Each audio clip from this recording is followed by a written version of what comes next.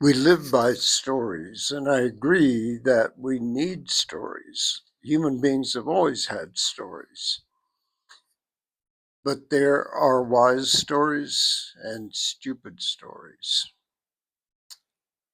How do we know the difference, especially when, as children, we're told some pretty idiotic stories, and we happen to grow up in a culture where the stories are all about external success. They're all about making money, winning and losing, about business heroes, about warriors of some kind or another. The hero's tale is always some somebody who goes through like a formulaic um, fall and come back. And Hollywood has taken that and turned it into a cliche. But that's not how we live. That's actually very different from how people need to experience their lives. The stories that we we learn when we're children, especially in a culture like ours that has lost touch with the ancient stories, that knows little to nothing about the old myths and fairy tales, but just has these cultural stories of struggle and making it and becoming somebody in the world or losing. Um, I do think that we are guided by stories. I do think they affect us. And I think that we should um, maybe be a little more circumspect about what kind of stories we buy, what kind of stories we believe in.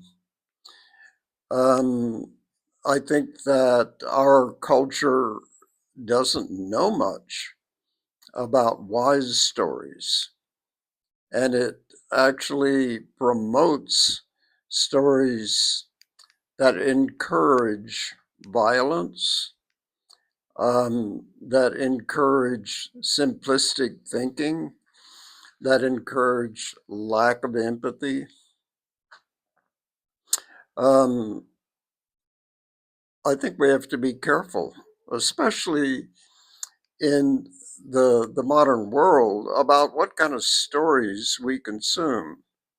What is interesting to us? I have known people who are fascinated by crime stories. I have known people who had endless stories of tragedies, of young people who were married and had their life before them run over by a train, uh, children dying, and so on. It's true that the world is full of catastrophes, it is everywhere.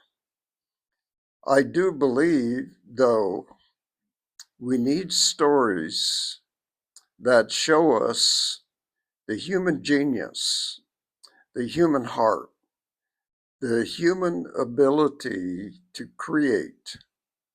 Those are the stories that bring something out of us that we need to bring forth. We need to find our real impetus to live in the most thriving way possible. And thriving on all levels, not just physically, not just socially, not just economically, but thriving on a spiritual level, thriving on an intellectual level, thriving in our relationships. That is where the heart lives. Um, I I think that we need stories that go beyond what we normally hear. The stories, the sentimental stories we hear in church, the the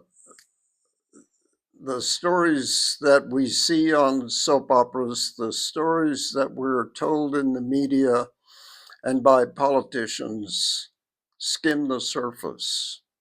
They don't really tell us, they don't really point to who we really are in any depth.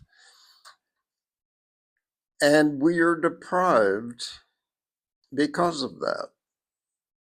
In the gap between our socialization, our education, and the kind of life we make, we need inspiration. We need a feeling that we're here for a reason, that we can create beauty. And if we actually